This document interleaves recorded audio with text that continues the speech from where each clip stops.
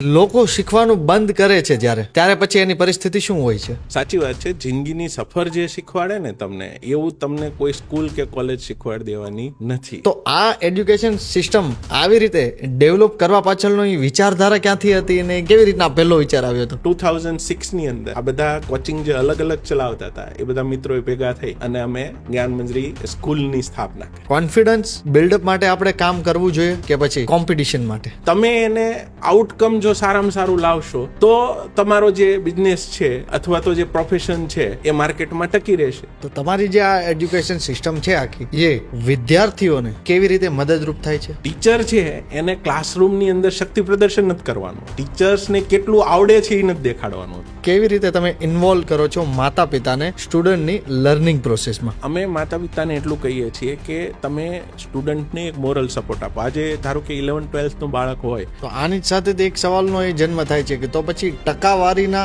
આધારે એને કોર્સ એને સિલેક્ટ કરવો કે પછી પોતાના ઇન્ટરેસ્ટને આધારે? અને ઘણી વખત એવું હોય ટકાવારી સારી હોય છતાં એનો ઇન્ટરેસ્ટ બીજા ફિલ્ડમાં છે તો જવામાં વાંધો નથી. કેવા કેવા પ્રકારના તોફાન થતા હોય છે સ્ટુડન્ટમાં જે તમે એમાંથી ક્યારેક શીખો છો?